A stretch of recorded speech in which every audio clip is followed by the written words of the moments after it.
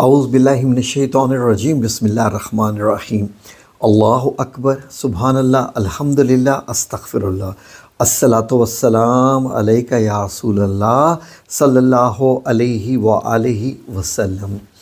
ناظرین، ہمارے بہت سارے ناظرین اور بہت سارے باقی چینلز پہ بھی ہم نے یہ اسٹڈی کیا کہ لوگوں کا ایک ہی شکوہ ہوتا ہے اور وہ ایک بہت بڑی پریشانی سے ہمیشہ دوچار رہتے ہیں۔ ہمیشہ سے مراد ہے کہ زیادہ تر دوچار رہتے ہیں کہ ان کے کام ہوتے ہوتے رک جاتے ہیں۔ بعض دفعہ بچوں کے گھروں میں رشتے آتے ہیں، لڑکی کو پسند کر کے جاتے ہیں، سب کچھ اچھا ہوتا ہے، بات چیت اچھے طریقے سے ہوتی ہے، لیکن وہ یہ کہتے ہیں جی کہ انشاءاللہ ہم آپ کو کال کر دیں گے، ہم آپ کو مطلع کر دیں گے۔ ان کو خود سمجھ نہیں آتی کہ وہ کیوں ہاں نہیں کر پاتے، رشتہ نہیں ہو پاتا، بات وہیں ختم ہو جاتی ہے۔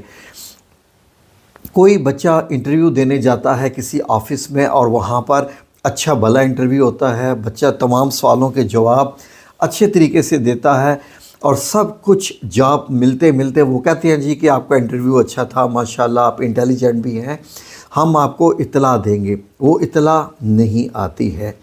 تو ناظرین، بعض دفعہ کاروبار چلتے چلتے بھی ذرا سلو ہونا شروع ہو جاتے ہیں اور بڑیاں ناکامیوں کا فیس کرنا پڑ جاتا ہے۔ انسان کو سمجھ نہیں آتی اس پل، ماں باپ بھی پریشان ہو جاتے ہیں کہ کیا معاملہ ہے۔ لوگ سمجھتے ہیں کہ یہ نظر بد کا معاملہ ہے، لوگ سمجھتے ہیں کسی نے جادو کروا دیا۔ بہت سارے لوگ آپشنز غور کرنا شروع کر دیتے ہیں جو بھی کسی کے ذہن میں آتا ہے۔ ظاہر ہے کہ یہ تمام پاسیبلٹیز تو ہیں کہ کسی نے جادو کر دیا ہے، یا نظر بد لگ گئی ہے، یا نظر حسد لگ گئی ہے۔ ناظرین، قرآن پاک ایک اور چیز کے بارے میں بھی آپ کو بتاتا ہے۔ قرآن پاک ایک چیز کے بارے میں بتاتا ہے جس چیز کی طرف ہم لوگ زیادہ دھیان نہیں دیتے۔ وہ چیز کیا قرآن پاک بتاتا ہے؟ ناظرین، جب میں لفظ قرآن پاک کا استعمال کر رہا ہوں تو قرآن پاک اللہ کے الفاظ ہیں۔ تو اللہ ہمیں کیا بتاتا ہے کہ کون کون ہے جو ہمارا برا چاہتا ہے، جو ہمیں نقصان میں دیکھنا چاہتا ہے، جو ہمیں گمراہ کرنا چاہتا ہے، جو ہمیں اللہ سے دور کرنا چاہتا ہے۔ ناظرین، غور سے سنیے، آپ احادیث مبارک کی کتابیں پڑھ کے دیکھ لیجئے، آپ کو احادیث میں بھی یہ ملے گا کہ جب بھی دنیا میں ایک انسان پیدا ہوتا ہے، یعنی ایک بچہ پیدا ہوتا ہے، تو اس کے ساتھ ایک فرشتہ پیدا ہوتا ہے اور ایک شیطان پیدا ہوتا ہے۔ اس شیطان کو جو پیدا ہوتا ہے قرین کہتے ہیں۔ وہ ہمیں نہیں دکھائی دیتا، بچے کو دکھائی دیتے ہیں۔ دونوں مختلف اوقات میں آ کے بچے سے کھیلتے بھی رہتے ہیں۔ ناظرین، آپ نے بعض اوقات دیکھا ہوگا کہ چھوٹے جو بچے ہوتے ہیں، چند مہینوں کے یا چند دنوں کے، سال سے کم یا سال سے اوپر بھی، بچے خود بخود ہنسنا شروع ہو جاتے ہیں۔ آپ نے دیکھا بچہ ہے وہ ہنسنا شروع ہو گیا ہے، اس وقت جو اس کا فرشتہ ہے وہ اس کے ساتھ کھیل رہا ہوتا ہے، اس کے ساتھ اچھی اچھی باتیں کر رہا ہوتا ہے، اس کو چہرے بنا کے اور خوبصورتی سے بچے کو بہلا رہا ہوتا ہے۔ کیونکہ ناظرین، آپ کو معلوم، وہ میں کسی اور ویڈیو میں آپ کو بتاؤں گا کہ روح کو جب جسم میں ڈالا جاتا ہے تو روح یہ وعدہ لیتی ہے کہ آپ مجھے اس قید سے نجات دو گے۔ تو ناظرین، روح کے لیے ہمارا جسم اس کی قید ہے۔ جب ہم مر جاتے ہیں تو روح جو ہمارے جسم سے نکل جاتی ہے تو یہ قید سے آزادی ہے۔ یہ اس وقت آنکھیں کھلتی ہیں اور سب کچھ یاد آ جاتا ہے، لیکن اس وقت ظاہر ہے کہ انسان مر چکا ہوتا ہے تو وہ کسی کو بتا نہیں سکتا، لیکن یہ ساری چیزیں حقیقت ہیں، فیکٹ ہیں۔ ہمیں افسوس اس بات پہ ہوتا ہے، ہم لوگ جو روحانیت پہ یقین رکھتے ہیں اور روحانی معاملات کا ذکر کرتے رہتے ہیں، ہمارے ہاں جو پاکستان کے پڑھے لکھے مرد ہیں نا، وہ ان باتوں پہ بڑا کم یقین رکھتے ہیں، جبکہ ہماری خواتین ان چیزوں کو پک کر لیتی ہیں، وہ ان پہ یقین کر لیتی ہیں۔ یہی وجہ ہے کہ خواتین ذکر، اذکار اور وظائف کر کے اپنے درجات بھی بلند کر لیتی ہیں، اور مرد لوگ یقین کریں کہ ہم جیسوں کو، جیسے یہ جو میری ویڈیو ہے، اگر کوئی پاکستانی مرد سنے گا تو وہ کہے گا یار یہ کون سی باتیں کر رہا ہے، یہ سب جھوٹ ہے، یہ سب غلط ہے، کیونکہ نہ قرآن پڑھا، نہ ترجمے سے حدیث پڑھی، نہ مکمل احادیث کا علم حاصل کیا، اور نہ قرآن پاک کی تفسیر پڑھی۔ بس جو ذہن میں آیا کہ ذہن نے تو پی ایچ ڈی کی ہوئی ہے، ذہن نے تو انجینئرنگ پڑھی ہوئی ہے، ڈاکٹری پڑھی ہوئی ہے، یا جو بھی کورس کیا ہوا ہے، بے شک ایم فل کیا ہوا ہے، ایم ایس سی کی ہوئی ہے، ذہن میں وہی چیزیں ہیں جو فزکس کیمسٹری بایولوجی نے بتائی ہیں، اس سے ہٹ کے ذہن نے کبھی قبول نہیں کیا۔ لیکن جب ان لوگوں کا واسطہ پڑ جاتا ہے نا ایسے مردوں کا، روحوں سے، جنات سے، تو پھر اس کے بعد جو ہے نا یقین کریں کہ ان لوگوں کے حشر دیکھنے والے ہوتے ہیں، یہ عورتوں سے زیادہ کانپ رہے ہوتے ہیں۔ بات ہم کر رہے تھے کہ جب بچہ پیدا ہوتا ہے تو اس کے ساتھ شیطان بھی اور فرشتہ پیدا ہوتا ہے۔ ناظرین، یہ جو شیطان ہے جس کو قرین کہتے ہیں، اس کو عربی میں حمزات کہتے ہیں، فارسی میں، پرشین میں حمزاد کہتے ہیں، دال پہ بات ختم ہوتی ہے، اور عربی میں اس کو وسواس کہتے ہیں، وسواس۔ تو ناظرین، اللہ رب العزت نے ہمیں قرآن پاک میں یہ بتایا، کس میں بتایا؟ سورہ المومنون کی آیت نمبر 97 اور 98 پڑھ لیجئے تو آپ کو خود پتہ چل جائے گا کہ رب کریم نے کیا بتایا ہے۔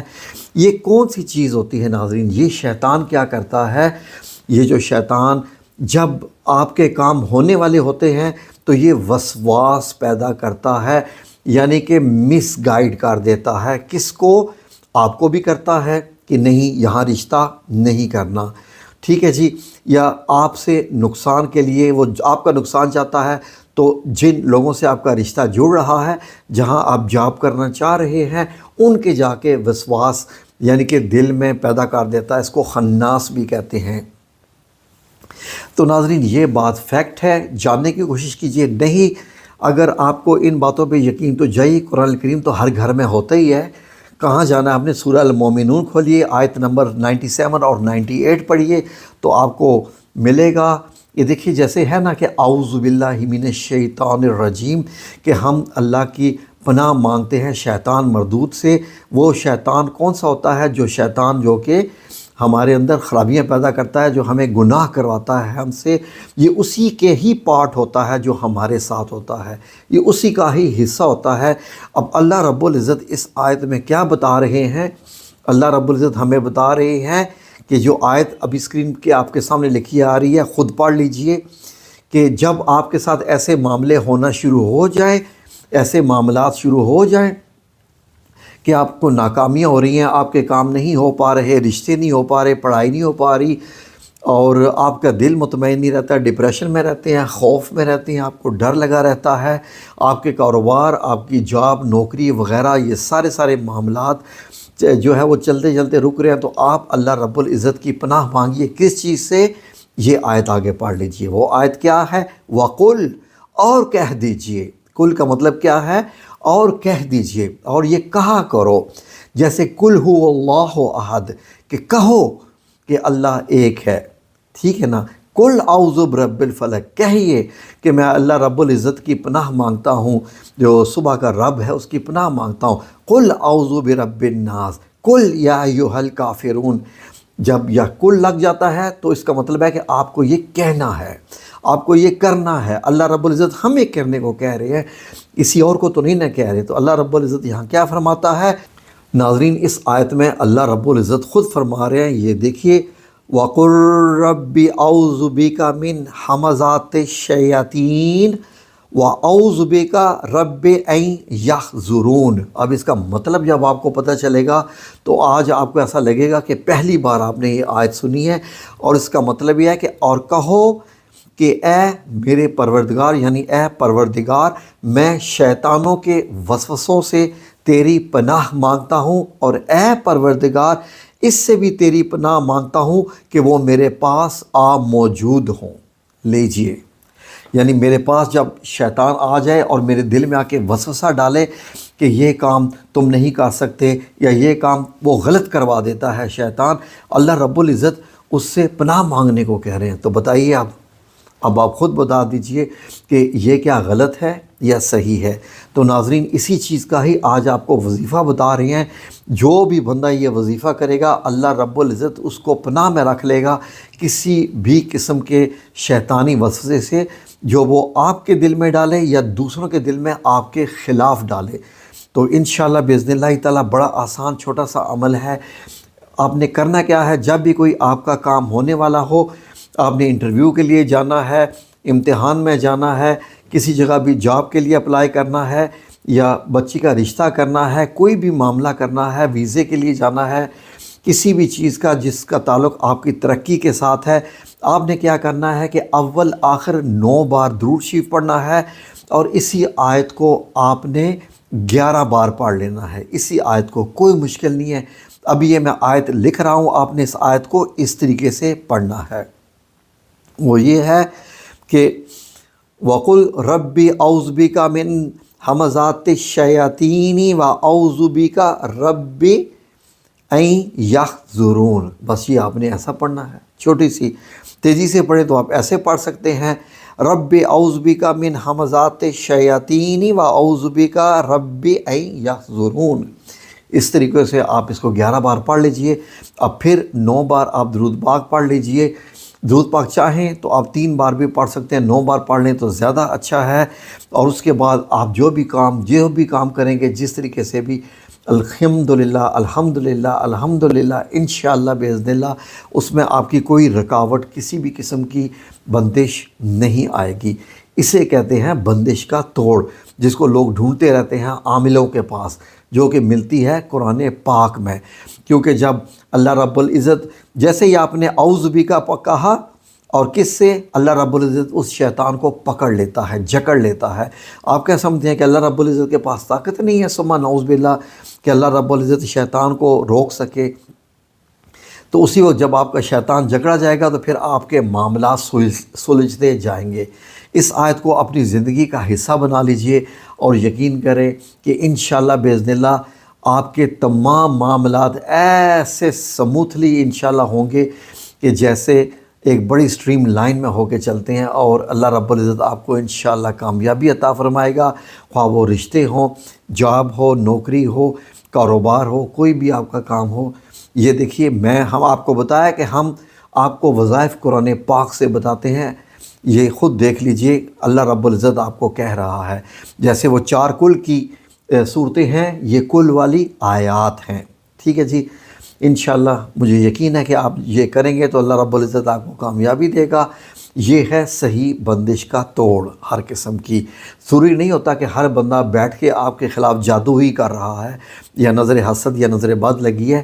یہ معاملات بھی ہوتے ہیں، ان پہ بھی دھیان دینا ہوتا ہے، جس کے متعلق آپ کو عامل بھی نہیں بتاتے، ٹھیک ہے جی۔ لیکن کیونکہ ہمارا تعلق روحانیت کے ساتھ ہے تو ہم آپ کو ساری چیزیں کھول کھول کر بتاتے ہیں قرآن پاک سے۔ انشاءاللہ باذن اللہ تعالی مزید آگے بھی بتاتے رہیں گے جب تک میرا رب چاہے گا۔ آمین یا رب العالمین برحمتک یا ارحم الراحمین۔